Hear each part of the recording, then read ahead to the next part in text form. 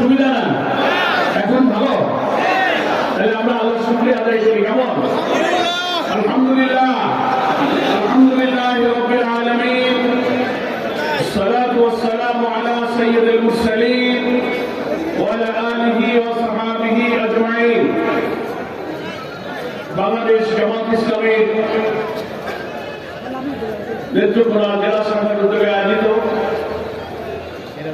আজকের ঐতিহাসিক কর্মী সম্মেলনের সংগ্রামী সভাপতি, সম্মানিত জেলা আমির, বাংলাদেশ জামাত ইসলামীর কেন্দ্রীয় মজলিসে শুরার সম্মানিত সদস্য, বিশিষ্ট আলেমে দ্বীন মাওলানা সাদেক আহমদ হারিস, আজকের এই কর্মী সম্মেলনে আপনারা দেখতে পাচ্ছেন মঞ্চে উপবিষ্ট সম্মেলনের সম্মানিত বিশেষ অতিথি, ঢাকা থেকে আগত আমাদের কেন্দ্রীয় প্রচার বিভাগের এবং মিডিয়া বিভাগের সংগ্রামী সেক্রেটারি, নির্বাহী পরিষদের সদস্য, এই বৃহত্তর ময়মনসিংহের কৃতি সন্তান সংগ্রামী জননেতা মতিউর রহমান আপন, আমাদের আজকের এই অনুষ্ঠানের সম্মানিত বিশেষ অতিথি, কেন্দ্রীয় গণপরিষদের সদস্য, ময়মনসিংহ অঞ্চলের সাংগঠনিক সেক্রেটারি ও অঞ্চল পরিচালক, বিশিষ্ট শিক্ষাবিদ, এই নেত্রকোনা জেলার 10টি উপজেলা থেকে দূর দূরান্ত থেকে সকাল থেকে আজকের এই কর্মী সম্মেলনে যারা কষ্ট করে উপস্থিত হয়েছেন, সেই সম্মেলনে উপস্থিত আমার প্রিয় কর্মী ভাই ও বোনেরা, আপনারা আল্লাহর শুকরিয়া আদায় করেছেন এবং বলেছেন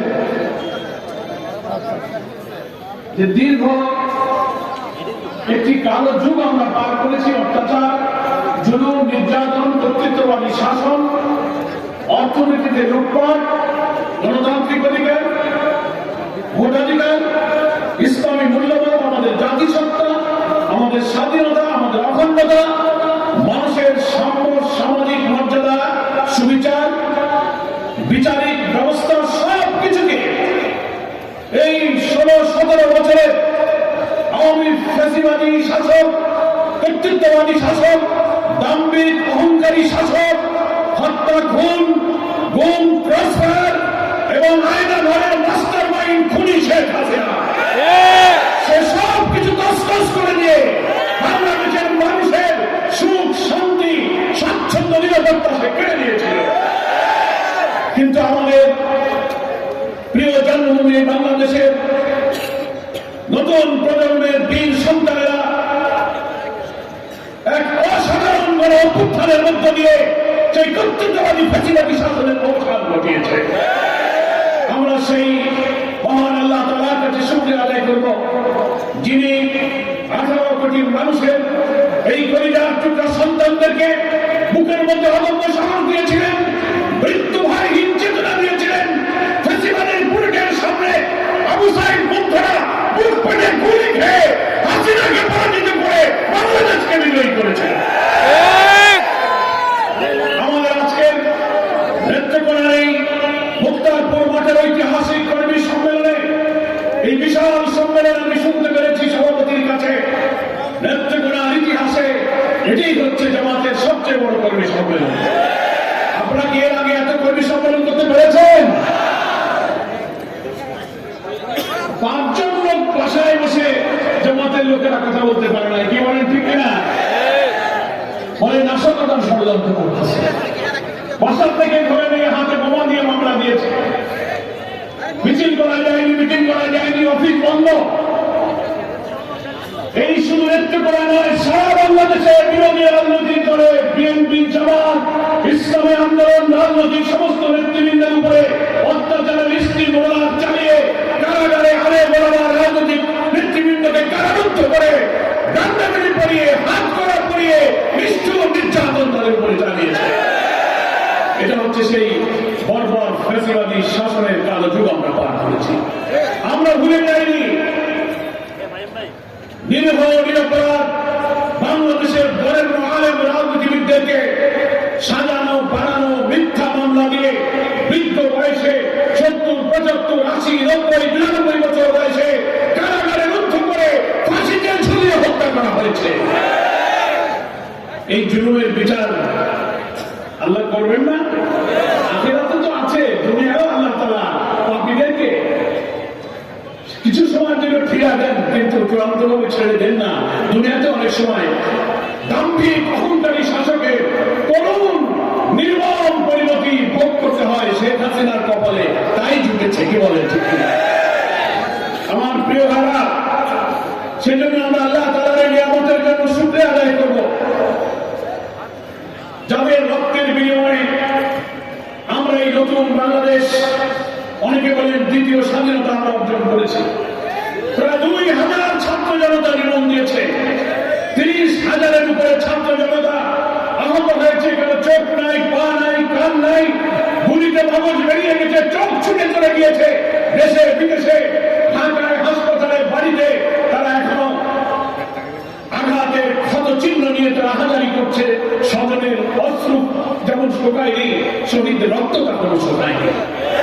ফলে এই নতুন অর্জিত স্বাধীনতা, এই নতুন বাংলাদেশের নির্মাণের পিছনে যাদের রক্ত ছিল, যাদের অবদান ছিল, আত্মত্যাগ ছিল, আজকের এই নেতৃত্বের এই কর্মী সম্মেলন সারা বাংলাদেশে আমরা রাজনৈতিক দলের নেতৃবৃন্দ অবাধে বাধাহীন পরিবেশে সভা সমাবেশের যে অধিকার পেয়েছি, যে মুক্ত জীবন পেয়েছি, মহান আল্লাহর রহমত আর এই সব সোনার সন্তানদের ত্যাগ এবং কোরবানি ছেড়ে পিছনে ঐতিহাসিক অবদান। আপনারা হয়তো জানেন, বাংলাদেশের এই সীমান্তবর্তী জেলা নেত্রকোনা 17 জন তরুণ ছাত্র জনতা ঢাকা সহ দেশের বিভিন্ন স্থানে এই ছাত্র গণ অভ্যুত্থানে তারাও জীবন দিয়েছে। ফলে নেত্রকোনার সন্তানেরাও কিন্তু ওই ঐতিহাসিক বিজয়ের গর্বিত অংশীদার। আমরা তাদের প্রতি কৃতজ্ঞতা জানাই। মহান আল্লাহ তাআলার কাছে দোয়া করি, আল্লাহ এই 18 কোটি মানুষের শরীর শাসনের জগল দল থেকে উদ্দল পাথর থেকে মুক্তির পেছনে অন্যায় অসত্যের বিরুদ্ধে সংগ্রাম করতে গিয়ে যারা রক্ত দিয়েছে, জুলুমের বিরুদ্ধে যারা জীবন দিয়েছে, তুমি তাদের শাহাদাতকে মঞ্জুর করো। যারা আহত হয়ে এখন এই বিজয়ের স্বাদ ভোগ করতে পারছে না, ঘরের মধ্যে বসে কান্নাকাটি করছে, কারো কি পিতা, কারো মা, কারো সন্তান, কারো শিশু চিৎকার করছে, তাদের আহতদেরকে আল্লাহ তুমি সুস্থতা দান করো, তাদের হৃদয়ের মধ্যে প্রশান্তি দান করো। সংগ্রামী নেত্রকোনাবাসী, আমরা তাই বলছিলাম, এই গণ অভ্যুত্থানের মধ্য দিয়ে আমরা যে নতুন বাংলাদেশ পেয়েছি, যে বাংলাদেশে আমাদের ভোটাধিকার এক সময় ছিল না, গণতান্ত্রিক অধিকার ছিল না, ইসলামী মূল্যবোধ আমরা নিজেরা রক্ষা করতে পারিনি, আইনের শাসন বিচারিক আদালতে দলীয় এবং দুর্নীতির মাধ্যমে বিরোধী দলকে দমন করার জন্য আদালতের ঘরে বন্দুক রেখে আমাদেরকে ফায়ার করা হয়েছে। সেই কালো যুগে আমরা অবসান ঘটিয়েছি। আমাদেরকে এখন এই রক্তের ঋণ শোধ করতে হবে, কি বলেন ঠিক কিনা? প্রিয় ভাইরা, এই 5ই আগস্টের যে বিশাল গণ অভ্যুত্থান ছিল, আপনারা নেত্রকোনায় বসে দেখেছেন, আমরা ঢাকায় দেখেছি। আমরা অনেক নেতৃত্ব যখন কারাগারে ছিলাম, আমাকেও 20 জুলাই আন্দোলনের উত্তাল সময় আমার ঢাকার বাসায় দিল্লি পুলিশ ঘেরাও করে আমাকেও কারাগারে নিয়ে গেল। আমাদের কেন্দ্রীয় নেতা ডাক্তার আব্দুল রহমান তাহের, আমাদের অনেক নেতা, এখানে সাইমুল হক ফারুকী, অনেক নেতৃত্ব রাজধানীর কেন্দ্রীয় কারাগারে, বিএনপি, জামাত, আলেম ওলামা সহ আমরা কারাগারে ছিলাম। 5ই আগস্টের 4 আগস্ট, 3 আগস্ট আমরা কারাগারে বসে শুনতে পাচ্ছি সারা বাংলাদেশের 18 কোটি মানুষ ফ্যাসিবাদের বিরুদ্ধে উত্তাল আন্দোলনের ঢেউ তুলেছে। আগুন জ্বলছে রাজধানী ঢাকা সহ শহরে, নগরে, গ্রামে, বন্দরে হাসিনার বিরুদ্ধে উত্তাল আন্দোলন শুরু হয়েছে। কারাগারে বসে টেলিভিশনের পাশে 5 তারিখ সকালে শুনতে পেলাম কিছুক্ষণের মধ্যেই সেনাপ্রধান ভাষণ দেবেন। আমরা অপেক্ষা করতে থাকলাম, 12টা, 1টা, 2টা দেরি হয়, সব কথা জেল থেকে বুঝতে পারি না। কিছুক্ষণের মধ্যে টেলিভিশনের স্ক্রলে লেখা যাচ্ছে, কিছুক্ষণ আগে ঢাকার গণভবন থেকে শেখ হাসিনা এবং তার বোন রেহানা হেলিকপ্টারে করে ভারতে পালিয়ে গেছে। আলহামদুলিল্লাহ, আমরা আল্লাহ শুকরিয়া আদায় করলাম। কারাবন্দী নির্যাতিত প্রায় 10,000 কারাবন্দী ঢাকার কেন্দ্রীয় কারাগারে আল্লাহর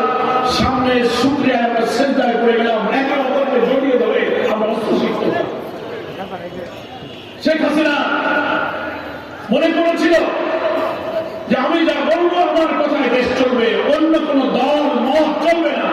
আওয়ামী লীগ, শেখ পরিবার তার দলের কর্তৃত্বে ব্যবসা বাণিজ্য, রাজনীতি, দল, নির্বাচন, ভোট, লেখাপড়া, অধিকার সবকিছু তার হাতের মধ্যে এসে কর্তৃত্ব করতে চেয়েছে। 15 বছরে দেশের বিএনপি, জামাত, ইসলামী অন্যান্য আন্দোলন সহ সবাই আমরা আন্দোলন করেছি ভোটাধিকারের জন্য। কোন দাবি মানে নাই। গুলি করেছে, জেলে নিয়েছে, কার্ফু দিয়েছে, মিটিং ভেঙেছে, মিছিল ভেঙেছে, অফিস বন্ধ করেছে। বিরোধী দলের রাজনৈতিক দাবি, অবাধ নিরপেক্ষ নির্বাচনের দাবি সে মানে না। মানুষ হতাশ হয়ে গিয়েছিল, এই ফ্যাসিবাদী হাসিনা বোধহয় বিদায় নেবে না। অনেকে আমার সাথে দেখা করে বলতো যে আপনারা এত আন্দোলন করে কি করবেন 15-16 বছর,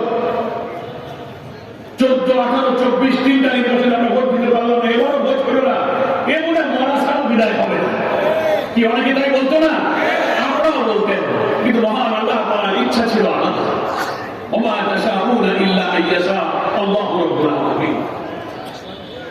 তোমাদের কোনো ইচ্ছাই পূরণ হয় না আল্লাহ তাআলা যখন ইচ্ছা না করেন। হাসিনা ইচ্ছা করেছিল আজীবন ক্ষমতা চালাবে, ইসলামপন্থী দল ব্যক্তিকে নিষিদ্ধ করবে, জামাত শিবির নিষিদ্ধ করবে, কিন্তু আল্লাহ তাআলা হাসিনার ইচ্ছা পূরণ করতে দেয় নাই। সেই হাসিনা পতনের 4 দিন আগে জামাত শিবিরকে নিষিদ্ধ করলো। মাত্র 4 দিনের মধ্যে আল্লাহ তাআলা হাসিনাকে নিষিদ্ধ করলেন, জামাত শিবিরকে মর্যাদার আসনে উন্নীত করে দিলেন। যেখানকার মাল সেখানেই চলে গেল। কোন জায়গার মাল? দিল্লির মাল দিল্লি চলে গেল। ওখানে গিয়ে উনি শান্তিতে আছে? অশান্তির আগুনে চলছে আর ষড়যন্ত্র করছে, উস্কানিমূলক কথা বলছে, উস্কানিমূলক বক্তব্য দিচ্ছে, বিভিন্ন এজেন্সিকে কাজে লাগিয়ে বাংলাদেশে ফ্যাসিবাদের দোসররা প্রশাসনের রন্ধে রন্ধে যারা ঘাপটি হয়ে বসে আছে তাদেরকে দিয়ে এখানে আবার নৈরাজ্য ষড়যন্ত্র করে দেশকে আবার ধ্বংস করার ষড়যন্ত্র করছে।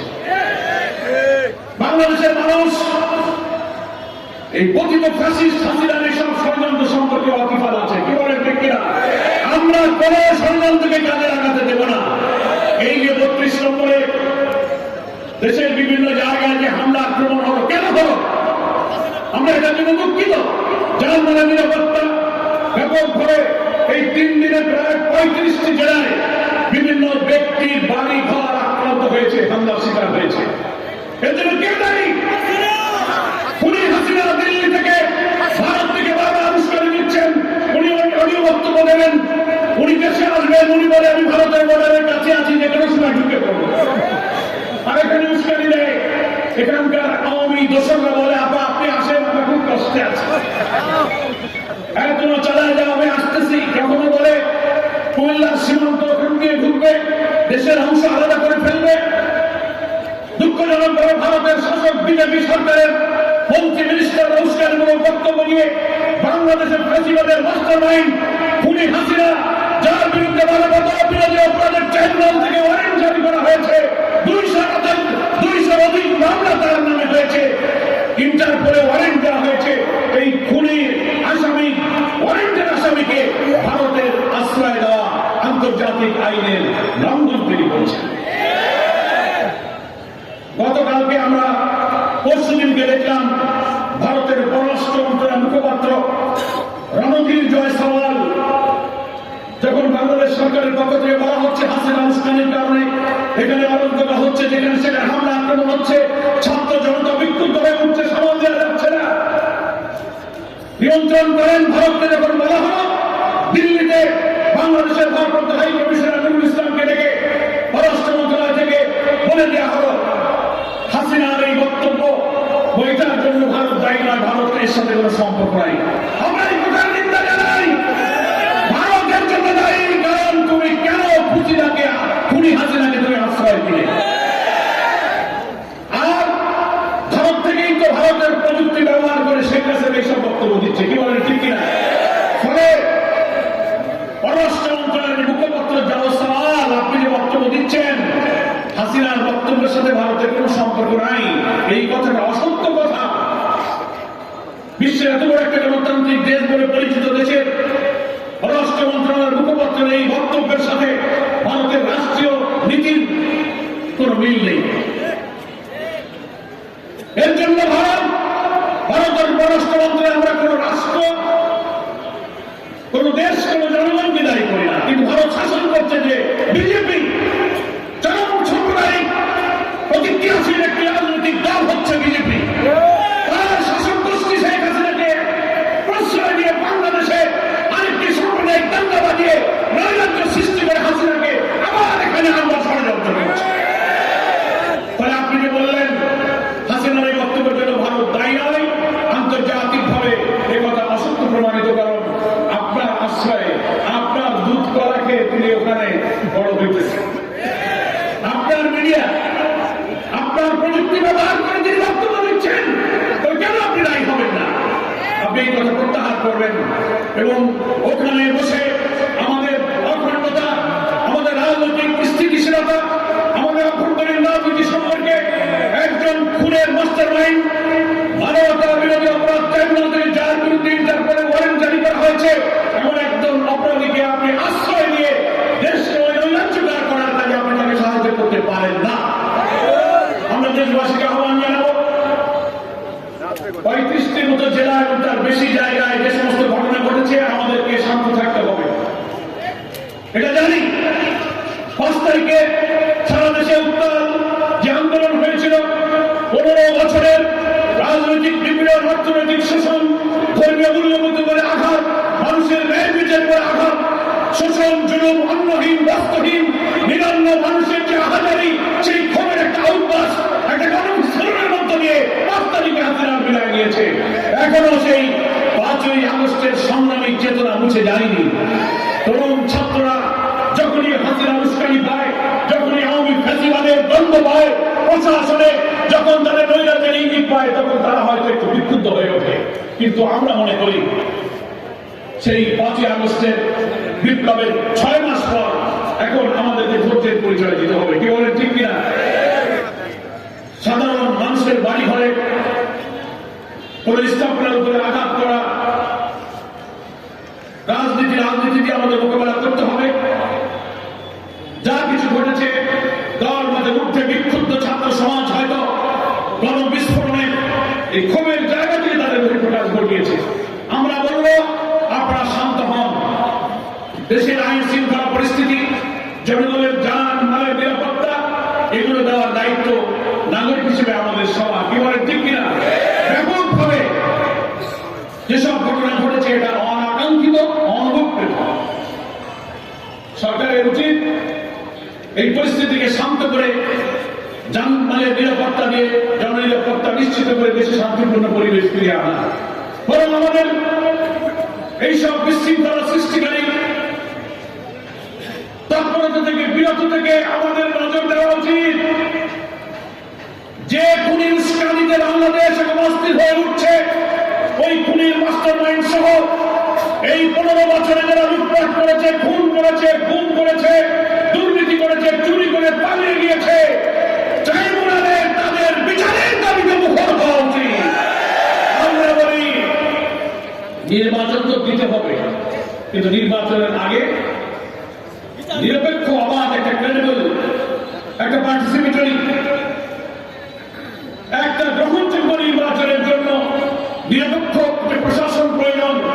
15 বছর ধরে প্রশাসনের যে জঞ্জাল জমে আছে, দলবাজ, দুর্নীতিবাজ, এইসব দোষকদেরকে ঝেঁটিয়ে প্রশাসনকে পরিচ্ছন্ন পরিষ্কার করতে হবে। এরা ক্ষমতায় থাকলে নির্বাচন নিরপেক্ষ হবে না। হবে? অনেকে বলেন সংস্কার দরকার নেই। কেন দরকার নেই বাবা? 14, 18, 24 কি ভোট আপনারা দিতে পেরেছেন? সকালে ভোট দিতে রওনা দিয়েছেন। কিছু দূর গেলে আপনি দেখছেন কি আওয়ামী লীগ, যুবলীগ, ছাত্রলীগ, পুলিশ লীগ সব বাধা দিয়ে বলে ভোট হয়ে গেছে, বাড়ি চলে যান। এই ভোট বাংলার মানুষ আর হতে দেবে না। নির্বাচনী প্রক্রিয়ার সাথে সম্পৃক্ত police administration, civil administration, judiciary, সাংবিধানিক কিছু বিধিবিধান, এই সব রাষ্ট্রের কিছু অর্গান যা নির্বাচনী প্রক্রিয়ার সাথে ইনভলভ, এই সব ন্যূনতম সংস্কার আগে করতে হবে, পরিবর্তন করতে হবে। তাহলেই নিরপেক্ষ নির্বাচন হবে। আর নির্বাচনের আগে মানবতা বিরোধী অপরাধে এইসব আওয়ামী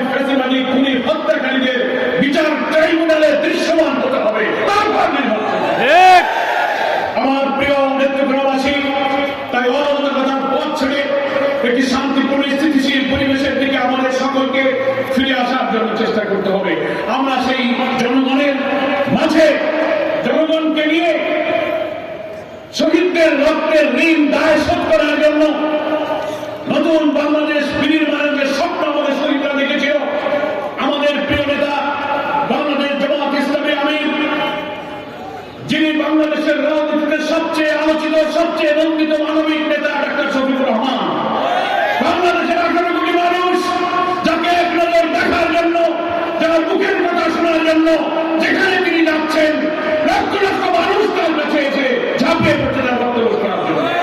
তিনি জাতীয় ঐক্যের ডাক দিয়েছেন। তিনি বলেছেন ফ্যাসিবাদের রাজনৈতিক মৃত্যু নিশ্চিত করতে গেলে আমরা যারা ফ্যাসিবাদ বিরোধী আন্দোলন রাজপথে ছিলাম তাদের মধ্যে কমন ইস্যুগুলোতে একটি জাতীয় ঐক্য তৈরি করে আবার নির্বাচনের লক্ষ্যে এই অন্তর্বর্তীকালীন এই রাজনৈতিক সরকারকে সহযোগিতা করে আমাদের একটা জাতীয় ঐক্যের পরিবেশ তৈরি করতে হবে। এখানে ফ্যাসিবাদের দোসর কারা, তাদের আচরণ, তাদের কথাবার্তা থেকে কিন্তু টের পাওয়া যায়। প্রশাসনে আমরা যখন যাই সচিবালয়, ডিসি, এসপি, ইউরো, থানা, ওসি, এসআই, প্রশাসনে গেলেই তাদের আচরণে বোঝা যায় অনেকের কথার মধ্য দিয়ে ফ্যাসিবাদের গন্ধ আসে। এখন এই প্রশাসনের সব জায়গাগুলো পরিষ্কার করুন। যে আবার নিরপেক্ষ নির্বাচনের জন্য একসাথে রক্ত গেল, হাজার হাজার জীবন গেল, 2 মাস 6 মাস আগে হলো কি পরে হলো, নির্বাচনের দিন আমাদের কাছে গুরুত্বপূর্ণ নয়, নির্বাচন নিরপেক্ষ হবে কিনা সেটাই হচ্ছে গুরুত্বপূর্ণ। আমরা যদি 15 বছর অপেক্ষা করতে পেরে থাকি তো 2 মাস 6 মাস আগে হবে কি পরে হবে, প্রশাসনকে পরিচ্ছন্ন করে সংস্কার করে নির্বাচন করতে যেটুকু টাইম লাগবে জামাত ইসলামী সেই সময় দিতে প্রস্তুত আছে। আমরা তাড়াহুড়োর পক্ষে নই, কি বলেন ঠিক কিনা?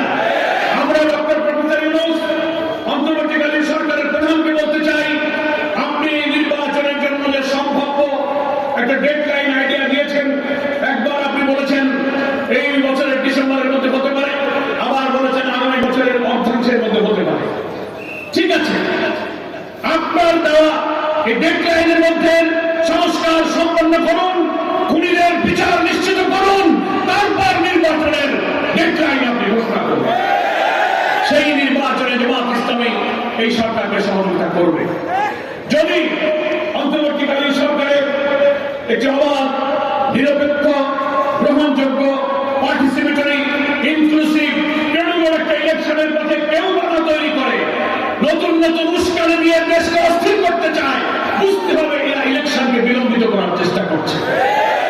এরা আমাদের দেশপ্রেমিক ছাত্র জনতা রক্তের সাথে কিন্তু সম্মান দেখাচ্ছে না, এদের অসৎ উদ্দেশ্য। এই জন্য আমরা সরকারকে বলছি, জনগণ আপনার সঙ্গে আছে, দেশকে আপনি শান্ত রাখুন। আপনার উপদেষ্টা পরিষদে যারা আছে আমরা জানি তারা জ্ঞানী, বুদ্ধিমান, রাজনীতি আপনারা করেন না, কিন্তু আপনাদের অনেক সিদ্ধান্ত, অনেক পলিসি রাজনীতিকে কিন্তু প্রভাবিত করে। এই দেশেরই মানুষ, এখানেই বড় হয়েছেন। এই স্বাধীনতার 53 বছর ধরে কারা সরকার চালিয়েছে, দেশ চালিয়েছে, তাদের আচরণ কি, তাদের চরিত্র কি, কারা যোগ্য অযোগ্য, কারা দলবাজ, কারা দুর্নীতিবাজ, কারা চাঁদাবাজ, সকলকে আপনারা কিন্তু চেনেন। ফলে আপনি ভয় পাওয়ার কিছু নেই। একটা সুষ্ঠু নির্বাচনের জন্য আপনি সামনের দিকে এগিয়ে আসবেন এবং জামাত ইসলামের সংগ্রামে আমি বাংলাদেশে একটি নতুন বাংলাদেশ, একটি স্বপ্নের বাংলাদেশ, বাংলাদেশের জন্য আমাদের ছেলেরা রক্ত দিয়েছে, সেই নতুন বাংলাদেশ গড়ার যে ডাক দিয়েছে, সেই বাংলাদেশ গড়ার জন্য নেত্রকোনাবাসীকে এগিয়ে আসতে হবে। আপনারা কি সবাই প্রস্তুত আছেন? সেই নতুন বাংলাদেশ কোন বাংলাদেশ? যে বাংলাদেশে ক্ষুধা, দারিদ্র, শিক্ষা, চিকিৎসা, বাসস্থানের কোনো অভাব হবে না, যে বাংলাদেশে ন্যায় বিচার থাকবে, মজলুমের পক্ষে সরকার থাকবে, খাদ্যের অভাব থাকবে না, অন্নহীন, বস্ত্রহীন, নিরন্ন মানুষের আকুতি থাকবে না। রাসূল সাল্লাল্লাহু আলাইহি ওয়াসাল্লাম ইসলামিক কল্যাণ রাষ্ট্রের যে ধারণা দিয়েছেন, একটা ওয়েলফেয়ার স্টেট যেখানে সামাজিক মর্যাদা, মানবিক মর্যাদা, সাম্য, সুবিচার থাকবে, ন্যায় বিচার, সেই ইনসাফপূর্ণ একটি রাষ্ট্র, সমৃদ্ধ, উন্নত বাংলাদেশ হচ্ছে আমাদের এই নতুন বাংলাদেশের স্বপ্ন। আমাদের সন্তানেরা বিপ্লবের সময় স্লোগান দিয়েছিল, উই ওয়ান্ট জাস্টিস, আমরা সুবিচার চাই। মনে আছে আপনাদের? জাস্টিস মানে সুবিচার, ন্যায় বিচার। এই জাস্টিস কোন মানুষের গড়া আইনে সুবিচার কায়েম হতে পারে না। মানুষের তৈরি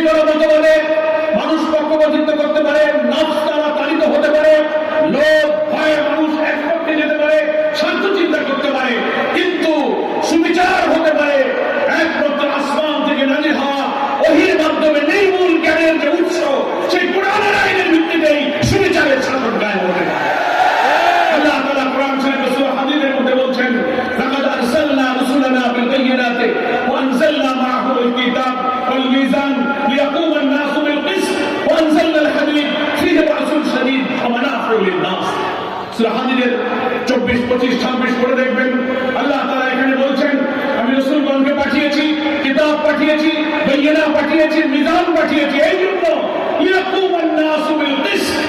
নাস মানে হচ্ছে সমস্ত বিশ্ব মানবতা, হিন্দু, মুসলিম, বৌদ্ধ, খ্রিস্টান, ধর্ম, বর্ণ, জাতি, অল ম্যানকাইন্ড, অল হিউম্যানিটিকে কিসত করে সুবিচার, ইনসাফ, জাস্টিস। কোরআন শরীফের কিসতের যে তাফসীর করা হয়েছে, সব মানুষের হক, যার হক সে পাবে, এটার নাম সুবিচার, এটা হচ্ছে কিসত। লিয়াকুমান নাসু বিল কিসত, সমস্ত মানব জাতি যেন সুবিচারের উপরে দাঁড়িয়ে যেতে পারে, কায়েম হতে পারে। এই জন্যই রাসূলগণ এসেছে, কিতাব এসেছে, বাইয়িনা এসেছে, মিজান এসেছে, ওয়ানজাল্লাল হাদীদ। এবং একটা রাষ্ট্র শক্তির উপকরণে হাদীদ শব্দ আল্লাহ ব্যবহার করেছেন এবং মানবতার কল্যাণ এবং সুশাসনের জন্য এই সুবিচারের ব্যবস্থা আল্লাহ তাআলা কায়েম করতে বলেছেন। ফলে সুবিচার মানুষের আইন দ্বারা হবে না, সুবিচার হবে নির্ভুল জ্ঞানের উৎস আল্লাহর কালামের ভিত্তিতে সুবিচার কায়েম। আমরা জামাত ইসলামী সেই সুবিচার এবং বরকতের বাংলাদেশ কায়েম করতে চাই। 5ই আগস্টের বিপ্লবের পর আমাদের সেই নতুন কল্যাণ রাষ্ট্র গঠনের পথ আমাদের সন্তানরা খুলে দিয়েছে। এখন সেই নতুন বাংলাদেশের পথে আমাদের অভিযাত্রা, সেই বাংলাদেশ আমাদের গড়তে হবে। সেই রাষ্ট্রে ভাত কাপড় রাষ্ট্রের অভাব হবে না। আল্লাহ নবী বলেছেন রাষ্ট্রের দায়িত্ব হলো সব মানুষের অর্থনৈতিক সমস্যার সমাধান করা। সকলকে কাজ দাও, খেতে দাও, করতে দাও। যার কাজ দিতে পারবে না, চাকরি দিতে পারবে না, বেকার থাকবে, প্রত্যেক বেকারকে বেকার ভাতা দিতে হবে। এটাই হচ্ছে কল্যাণ রাষ্ট্র, এটা দিতে হবে। সেই রাষ্ট্রই হচ্ছে কল্যাণ রাষ্ট্র। আল্লাহ তাআলা কোরআন মধ্যে সূরা আরাফের মধ্যে বলেছেন ওয়ালাউ আন্না আহলাল কুরা আমানু ওয়াত্তাকাউ লাফাতাহনা আলাইহিম বারাকাতিন মিনাস সামাই ওয়াল আরদ। কোন জনপদের মানুষ যদি আল্লাহর উপর ঈমান আনার পর আল্লাহকে ভয় করে, আল্লাহর কাছে জবাবদিহির ভয় করে যদি রাষ্ট্র গঠন করতে পারে, লাফাতাহনা আলাইহিম, আমি সেই জাতির জন্য খুলে দেব বারাকাতিন মিনাস সামাই ওয়াল আরদ, আকাশ এবং পৃথিবীর সমস্ত বরকতের দরজা আমি সেই জাতির জন্য, সেই জনপদের জন্য আমি খুলে দেব। সুবহানাল্লাহ। ফলে আমরা সেই বরকতের বাংলাদেশ চাই, যে বরকতের বাংলাদেশে আসমান থেকে এবং জমিন থেকে বরকত উত্থিত হবে। শর্ত হলো আল্লাহকে ভয় করতে হবে। রাষ্ট্রপতি, প্রধানমন্ত্রী, এমপি, মন্ত্রী, চেয়ারম্যান, ওসি, ইউনো মেম্বার, তারা তাদের দায়িত্ব পালনে আল্লাহকে ভয় করবে, আল্লাহর জবাবদিহিকে ভয় করবে, তাহলে আর কোনো অন্যায় থাকবে না। এটাই হচ্ছে ইসলামী কল্যাণ রাষ্ট্র। আমরা সেই কল্যাণ রাষ্ট্র কায়েমের জন্য জাতীয় ঐক্যের পথে হিন্দুদেরকে আহ্বান জানাই। কারণ অনেক অপপ্রচার করে ইসলামের কল্যাণ রাষ্ট্র হলে হিন্দু ভাইদের মধ্যে অসুবিধা হবে না। আমি হিন্দু ভাই যারা এখানে আছেন তাদের শুভেচ্ছা জানিয়ে বলতে চাই, বিদায় হাজের ভাষণে মহানবী তার রাষ্ট্র শাসনে হিন্দু এবং মুসলিম সব ধর্মাবলম্বীদের এক সাম্য অধিকারের তিনি বাণী শুনিয়ে দিয়েছেন। মুসলিম রাষ্ট্র শাসকের অধীনে সব ধর্ম বর্ণের লোকেরা যারা থাকবে, আল্লাহ নবী বলেছেন তারা হচ্ছে মুসলিম শাসকের এবং মুসলমানদের আমানত স্বরূপ। সাংবিধানিক, রাজনৈতিক সমস্ত অধিকার মুসলমানরা ভোগ করবে। ওই রাষ্ট্রের সমস্ত ধর্মের লোকেরা হচ্ছে একই অধিকার ভোগ করবে। অনেকে বলে ইসলামী সমাজ হলে তোমরা ধর্ম পালন করতে পারবে না, পুজো করতে পারবে না, মুসলমান হইতে হবে না। মিথ্যা প্রচার ইসলামের বিরুদ্ধে। তার ধর্ম তার কাছেই থাকবে। তিনি ইসলামের রাজনৈতিক, অর্থনৈতিক, শাসন ব্যবস্থার যে কল্যাণ, সূর্যের আলো যেমন সবাইকে আলো দেয়, আল্লাহর বাঁচান যেমন সবাইকে বাঁচান দেয়, আল্লাহর কোরআনের বিধান সবাইকে শান্তির বিধান দেবে। এই অর্থনৈতিক, রাজনৈতিক বিধান সব মানুষের শান্তি নিরাপত্তার বিধান। আপনি আপনার ধর্ম পালন করে ইসলামের রাজনৈতিক, অর্থনৈতিক সুবিধা গ্রহণ করবেন। সেজন্য একটি ইসলামের যে কল্যাণ রাষ্ট্রের বিধান, ইসলামের যে সৌন্দর্য, ইসলামী শাসন, খেলাফতের যে বিউটি অফ ইসলাম, ইসলামের সৌন্দর্য, এটাই হচ্ছে নতুন বাংলাদেশের স্বপ্ন। আপনারা কি এই বাংলাদেশ করতে রাজি আছেন? আমার প্রিয় ভাইরা, এই নেত্রকোনা আমাদের প্রিয় একটি জেলা, অনেক অনুন্নত হয়ে আসার পথে দেখলাম। আমার সৌভাগ্য আজকে যেমন নেত্রকোনার ইতিহাসে প্রথম বড় কর্মী সম্মেলন, তেমনি আমার জীবনে আমি প্রথম আজকে নেত্রকোনায় আসলাম। এটা আমার জন্য বিরাট সৌভাগ্য, আলহামদুলিল্লাহ। কিন্তু দেখলাম রাস্তাঘাট বড় প্রশস্ত নয়, ছোট ছোট। একটা ডিস্ট্রিক্ট রোডের হাইওয়ে গুলো বড় হওয়া উচিত। এটা একটা পর্যটন জেলা, হাজার হাজার পর্যটক এখানে আসে। সেখানকার